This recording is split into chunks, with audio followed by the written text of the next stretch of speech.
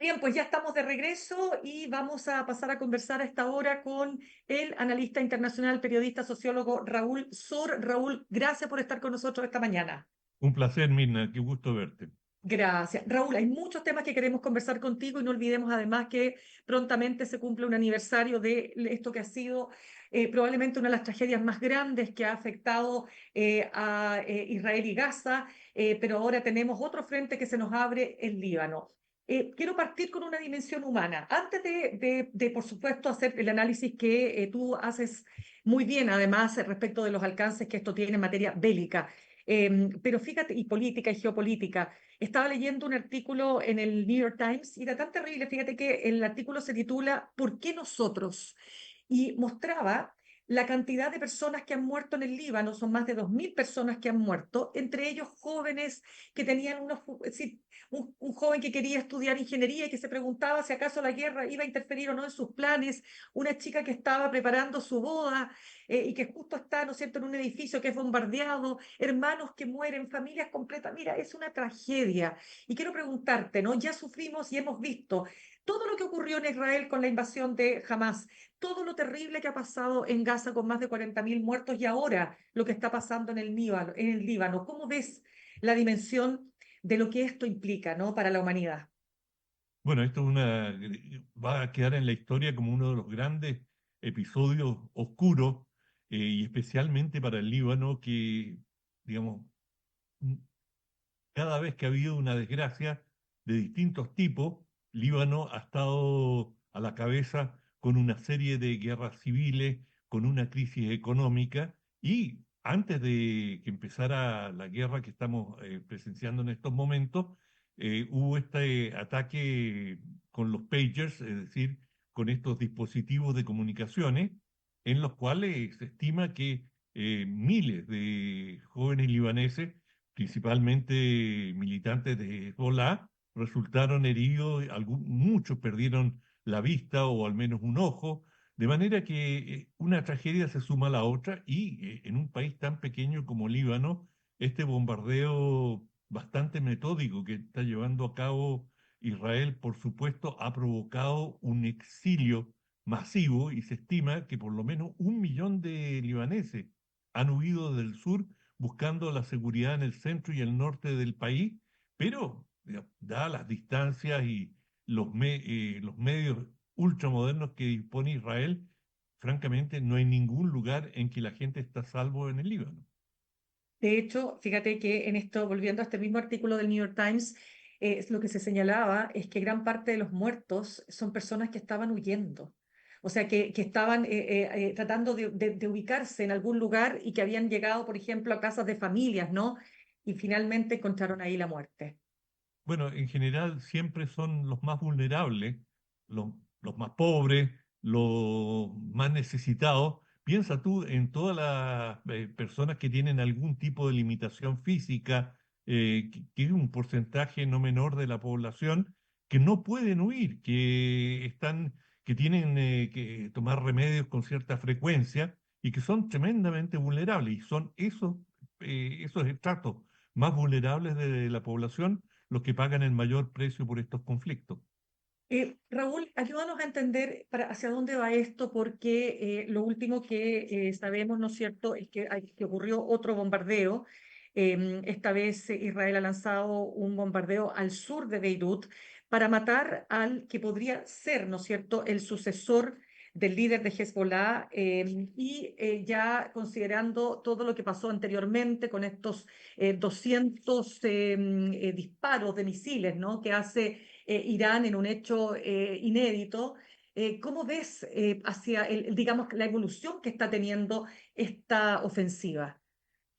Bueno, la teoría o el principio por el cual operan las fuerzas de seguridad y militares israelíes es decapitar la serpiente, es decir, tratar de eliminar hasta donde sea posible a la jefatura, y esto es lo que han venido haciendo en el último tiempo, incluso en Irán, en Líbano, también en Siria, y permanentemente el blanco es tratar, cuando se trata de inteligencia, de infiltrar al más alto nivel posible a tu adversario, y allí donde, digamos, cuando el enfrentamiento es total, simplemente eliminar a tus enemigos, y lo han hecho en la Franja de Gaza y en los distintos lugares donde combate el ejército israelí. De manera que la pregunta es, ¿hasta qué punto Hezbollah, con la serie de golpes que ha recibido, será capaz de sustentar una resistencia como lo hizo en el pasado cuando Israel invadió Líbano y Hezbollah fue capaz, a través de una serie de redes de túneles y de una táctica de guerrilla muy flexible, de contener al ejército israelí y mantener, sobrevivir al embate israelí? Ahora, ¿cómo se va a dar cada conflicto? Es distinto. Los israelíes han aprendido las lecciones de la invasión pasada y, por lo tanto, nunca un conflicto es idéntico al anterior. En ese sentido, estaba leyendo El País de España y decía que Hezbollah no es lo mismo que Hamas, que no se puede desconocer que tiene un poderío, dice el poderío militar del partido milicia chií libanés, y que pese a todos los golpes que ha sufrido, dice, no es lo mismo, y que por lo tanto hay un desafío para la ofensiva terrestre de los soldados. ¿Coincides o no con este planteamiento? Absolutamente. ¿Dónde tengo que Ya. firmarlo? Porque me Exacto, porque, a parece ver, que explícanos. no, Hezbollah es otra dimensión. Yo he visitado la zona, he estado en el sur del Líbano, he estado en el norte de Israel, y digamos, hay un reconocimiento, incluso por parte del ejército israelí, que Hezbollah es la principal fuerza militar del mundo árabe. Lo ponen por encima de todos los ejércitos regulares, es decir, comparado con el ejército egipcio o sirio. Estiman que Hezbollah tiene una capacidad y una moral de combate, es decir, una voluntad. Además, Hezbollah significa el partido de Dios, de manera que hay una combinación de mística religiosa y convicción política. Es un partido muy bien implantado en el sur del Líbano, tiene colegio, policlínico, tiene un respaldo muy sólido por parte de la población, lo que, digamos, usando esta metáfora que utilizaba Mao Zedong, les permite moverse como peces en el agua en el sur del Líbano. Es decir, no es una fuerza extraña como son los israelíes cuando penetran en Líbano. Ellos son la fuerza que nació, además, Hezbollah nace para combatir contra Israel y lo que estiman la ocupación ilegítima de Palestina. De manera que sí, Hezbollah militarmente tiene una capacidad que no se compara a ninguna otra fuerza de la región, y puede realizar operaciones ya a niveles de batallones y regimientos coordinados, cosa que jamás, nunca logró realmente. Es que qué tremendo esto porque hay que entender acá que hay jóvenes, ¿no es cierto? Por supuesto, del ejército israelí, la mayoría supongo que son jóvenes, ¿verdad? Los que están enfrentándose, porque esta es una cacería, o sea, aquí ya el terreno, como dices tú, porque hay varios frentes que te quiero pedir que me ayudes a analizar. Uno, ¿no es cierto?, es la lucha terrestre y la otra es todo el aparato militar que tiene Israel y el aporte que está haciendo Estados Unidos con estos portaaviones, ¿no es cierto?, que están Ujú. ahí en la zona del conflicto. Ayúdame para comprender cómo ves tú y cómo visualizas esto. ¿Será una masacre también como la que hemos visto en Gaza? Bueno, las guerras siempre conllevan masacres, no en el sentido de que, digamos, se busca exterminar a la mayor cantidad, pero con esta situación, esta acusación de que los Hezbollah y Hamas utilizan a la población como escudos humanos, lo cual es verdad en el sentido de que siempre una fuerza inferior de guerrilla se va a refugiar en áreas urbanas, en áreas donde considera que tiene la mayor protección y donde cree que puede inhibir el ataque de su enemigo. No es un cálculo maquiavélico, dice, me voy a esconder detrás de los civiles para que no me toquen, sino que me voy a esconder allí donde creo que estoy más seguro, y por lo tanto eso es lo que hacen todas las fuerzas guerrilleras, y era lo que ocurría en Vietnam, en Camboya, en todos los países donde han habido guerras de guerrilla, esa es la táctica, es decir, justamente yo señalaba este eslogan como pez en el agua. El agua son las masas, es la gente, y cómo tú te fundes y que el enemigo no sepa distinguir entre un campesino que está laborando su tierra y un guerrillero que se sacó el uniforme minutos antes. Bueno, esa es la naturaleza del conflicto. Desde ese punto de vista, los israelíes dicen, en esta zona sabemos que opera nuestro enemigo y es legítimo bombardear. Y bueno, ya sabemos las consecuencias que trae eso en un sentido u otro. Claro, porque en definitiva lo que uno se pregunta es hasta dónde eso es como tú lo describes muy bien, pero ¿por qué te lo señalo? Porque en la guerra nosotros no tenemos el acceso a la información que quisiéramos tener. Y lo que conocemos, por ejemplo, de mano de la luz de la Cruz Roja, ¿no?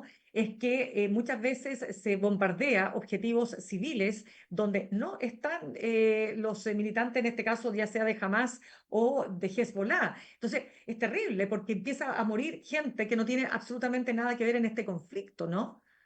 Sí, bueno, esto es lo que se denomina en forma bastante cínica daño colateral.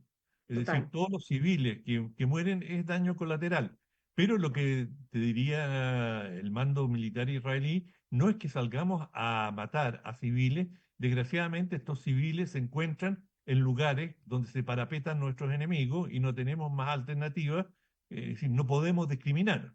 Y como decía un obispo medieval, bueno, Dios sabrá distinguir a los buenos de los malos. Oh, qué tremendo. Dime, ¿cómo ves entonces la parte ya a nivel más, o sea, primero, ¿cuánto ves tú que va a durar esto, esta ofensiva en el Líbano, y el rol que está jugando o que puede jugar Estados Unidos acá? Mire, sobre lo primero, a mí me confunde el tiempo que ha tomado la ofensiva contra Hamas en Gaza. Es decir, para un país como Israel, sustentar una guerra que está llegando a un año de duración, es decir, ya estamos casi en el 7 de octubre, que fue cuando comenzó, digamos, Claro. luego del asalto de Hamas a una serie de poblados fronterizos y la masacre de 1.200 israelíes y la toma de rehenes. Bueno, estamos llegando al año y realmente nadie hubiese vaticinado una guerra de un año. Israel se ha especializado y ha planificado los conflictos como guerras breves. Es un país que, digamos, tiene un ejército de reservistas, por supuesto tiene un ejército regular, pero con reservistas que hacen años de servicio militar y que depende enormemente de la movilización de su población. De manera que Israel siempre ha tenido interés en hacer guerras cortas y resolver el pleito lo más rápidamente posible. Bueno, esto no tiene precedente en los conflictos que ha librado Israel hasta ahora. Nunca había tenido un conflicto tan largo, tan costoso, con esta cantidad de víctimas. Y me refiero principalmente a la cantidad de muertes de gazatíes, que como tú bien señalaste, superan los 40.000. De manera que esto es una situación inédita. Ahora, ¿cuánto va a Ya, durar esto? eso, Mira, voy a volver a otra frase cliché, se sabe cómo empiezan las guerras y nunca cómo terminan. qué terrible.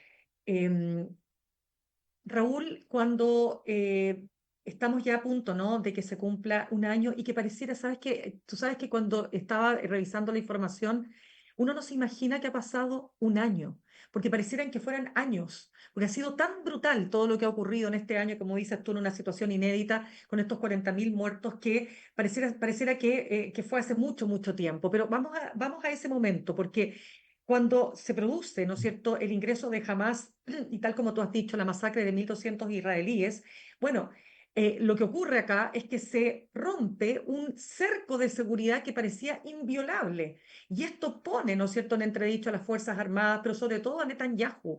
¿Cómo ves tú, a un año de estos hechos, lo que ha pasado con Netanyahu, ¿no? O sea, ¿lo ves más fortalecido?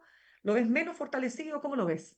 Lo veo debilitado y todas las encuestas señalan que, digamos, si hubiese tenido lugar alguna elección, habría perdido, habría sido digamos, reemplazado, pero muy rápidamente, y él ha logrado mantenerse en el gobierno. Hay un cierto empate entre la oposición y las fuerzas gubernamentales, digamos, de Netanyahu, pero hay un porcentaje de un 10-15% de ultra religiosos que, digamos, tienen una visión mística del Medio Oriente Ya. y que hablan de una recuperación de los territorios bíblicos, es decir, sin considerar de que esos territorios están habitados por personas que están asentadas allí, y bueno, y buscan desplazarlos, y hemos visto la cantidad de asentamientos que se han ido poniendo en Cisjordania y cómo han tratado de remover a la población palestina residente. Es decir, es un conflicto que se va ahondando y que tiene vertientes muy difíciles de comprender de una perspectiva racional, política, como es, digamos, esta visión bíblica de recuperar o de re- rehacer la Israel histórica, bíblica, que tiene mucho de mitológica además. Y bueno, cuando tú tienes ese tipo de motivaciones, es muy difícil mantener un diálogo racional y sobre todo humanitario, es decir, es muy fácil deshumanizar a la población contraria como usurpadores, como invasores, cuando en realidad no hacen otra cosa que vivir en los territorios históricos en los que siempre estuvieron. De manera que el padecimiento para los palestinos en la situación actual es enorme. El grueso de ellos no tiene un estado propio, viven o ya sea en Siria o en Cisjordania, de la tolerancia de gobiernos que también en sus momentos, en distintos momentos, los han reprimido muy duramente, de manera que el calvario, la situación del pueblo palestino es muy crítica y ya tiene más de medio siglo. Em, Eso es precisamente lo que se preguntan hoy día, ¿no? Hay dos temas que están pendientes después de esta ofensiva de Hamas. Primero, ¿qué pasa con los rehenes? Y segundo, bueno, ¿cuál es la Palestina, ¿no es cierto?, que se imagina también Israel. Es decir, esto en algún minuto tiene que terminar, ¿no? ¿Qué va a pasar con esa zona? Sí, bueno, sobre lo último, que quizás lo más relevante, que Isaac Rabin fue el último primer ministro israelí que consideró en serio el establecimiento de un Estado palestino. Y no es casual que haya muerto asesinado a manos de un israelí de extrema derecha, porque, digamos, en el concepto religioso y de extrema derecha de muchos israelíes, no tiene cabida un Estado palestino sobre lo que consideran el territorio de Israel. Dicen, bueno, si Arabia Saudita les quiere ceder terreno, o Egipto, muy bien, que se vayan digamos, a alguna parte del desierto a construir su propio país, pero no sobre, digamos, la Israel histórica, bíblica, y hay quienes promueven incluso una expansión territorial mucho mayor. De manera que desde ese punto de vista es muy difícil ver cómo se puede llegar a un acuerdo y si bien Netanyahu fue perdiendo mucha popularidad y realmente se mantuvo en el poder gracias a esta alianza política con los ultrarreligiosos, en el último tiempo, desde que empezó la invasión al Líbano, o digamos la intervención en el Líbano, su popularidad ha ido subiendo, no de manera dramática, pero se ha ido consolidando, lo cual no va a hacer más que reforzar su instinto de seguir adelante con la campaña actual. Y por lo tanto, porque yo te preguntaba el tema de los rehenes que todavía persisten y están. ¿Cómo va eso? O sea, más allá de que, no sé si de los 200, yo me perdí ahí un poco la cifra, cuántos van quedando todavía, y bueno, y algunos que han sido asesinados, ¿no? Pero ese tema, ¿cómo afecta? Bueno, yo creo que Netanyahu impuso su punto de vista que su tesis era la única manera de conseguir que los rehenes sean liberados por Hamas es llevar adelante una ofensiva y asfixiar, acorralar a Hamas, y bajo esas condiciones extremas ellos van a entregar a los rehenes. Bueno, su tesis resultó fallida porque hicieron precisamente lo que él sugería hacer y no han Ujú. logrado la liberación de rehenes, salvo algunos casos individuales. Y hoy día es un secreto cuántos de ellos sobreviven en túneles luego de más de un año. Muchos de ellos Tremendo. eran personas de edad que no tienen la medicación que requieren digamos, escondidos en la profundidad de túneles donde escasea el alimento para los propios combatientes. Te puedes imaginar cuánto Imagínate, llega a un rehén, es decir, están en claro. condiciones ultra precarias si es que logran sobrevivir. Y bueno, Netanyahu hizo una decisión muy clara. eh, el objetivo número uno es derrotar a nuestro enemigo, Hamas, y en segundo lugar, conseguir la liberación de los rehenes. Pero claramente es un objetivo secundario. Claro, y lo último que yo te lo preguntaba para precisar, ¿cómo ves el rol de Estados Unidos y fundamentalmente cómo puede esto cambiar si se impone Harris en las encuestas, o sea, en las elecciones presidenciales o si se impone Donald Trump? Bueno, en estos momentos hay casi una competencia quién es más pro-israelí entre ambos Mm, candidatos. mm, Ciertamente los demócratas, que han sido el partido más próximo a Israel en muchos sentidos, los republicanos han tenido históricamente mayores fricciones con las políticas y los jefes políticos israelíes, están, pero ambos compiten en quién es más sólidamente pro-israelí. Israel es ya, el aliado estratégico de Estados Unidos. Su valor ha quedado de manifiesto, el valor de Israel para Estados Unidos me refiero, ha quedado a la vista en muchas situaciones críticas. Hasta cierto punto Israel ha sido el gendarme de Estados Unidos en la región y ha intervenido en Cisjordania y en distintos puntos cuando la hegemonía estadounidense ha sido amenazada y comparten los mismos objetivos. Piensa tú que Hezbollah, por ejemplo, contra el cual está combatiendo Israel ahora, le ocasionó la mayor pérdida de vida al ejército norteamericano, mató cerca de 200 marines en el año 82 en Beirut, con una bomba, y eso fue Hezbollah, la que colocó esta bomba que mató a esta cantidad enorme de soldados estadounidenses. Y eso tú lo ves que cuando muere el jefe de Hezbollah, el señor Nasrallah, Hassan Nasrallah, ujú, Estados Unidos lo aplaude y dice, y el presidente Biden incluso se pronuncia sobre ese hecho y dice, bueno, aquí hay un elemento de justicia. Y refería al daño o digamos, a las bajas que le había provocado Hezbollah a Estados Unidos.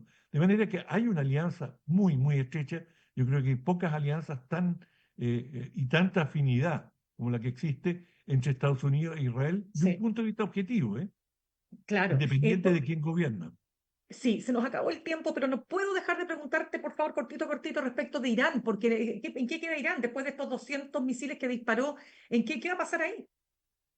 Bueno, esa es la gran pregunta. No sabemos qué va a pasar ahí y todos Mm, estamos a la espera mm, y sobrecogidos de cuál va a ser la respuesta de Israel. Y hay una serie de blancos posibles y hoy día hay un gran debate si Israel va a atacar pozos petroleros, refinería, que sería un blanco exacto. económico. Por eso el petróleo está subiendo, no dramáticamente, pero está subiendo un poco de precio, cosa que le afecta a todo el resto del mundo. Puede atacar instalaciones militares, tratar de destruir la capacidad misilística de Irán, pero, y este es el gran pero y el temor de muchos, puede atacar algunas de las instalaciones nucleares iraníes. Y eso sería un escalamiento tremendo, enorme del conflicto, e incluso el presidente Biden, que en general se cuida mucho, y sobre todo en este periodo electoral, de intervenir en estos temas, le ha dicho a Israel públicamente pueden reaccionar, pueden desencadenar una represalia, pero no toquen las instalaciones nucleares. Ahora, que el presidente Biden lo pida, no quiere decir que Israel lo acate. Qué tremendo. Gracias, Raúl Sor, sociólogo, periodista, analista internacional, por haber estado con nosotros esta mañana. Encantado, Mirna. Que Chao. estés muy bien, muchas gracias. Saludamos a nuestros auspiciadores. Ahorrar cotidianamente se puede y de forma organizada, rápida y online con Ahorrando, la nueva funcionalidad de tu app Coopeut, en donde puedes programar ahorros de manera fácil y entretenida, eligiendo tus propias reglas y metas. Haz que el ahorro sea parte de tu vida con Ahorrando de Coopeut. Más información en coopeut.cl. Me despido, los dejo con Fran Castillo juntos y revueltos. Nos reencontramos el lunes y que tengan un muy buen fin de semana. Copeuch Inversiones, el sitio donde todos pueden invertir, presentó Al Pan Pan en el Mostrador Podcast. Cerramos por hoy Al Pan Pan con Mirna Schindler. De lunes a viernes de 8 a 9 de la mañana, entrevistas para partir el día. El Mostrador Podcast, el poder de la independencia.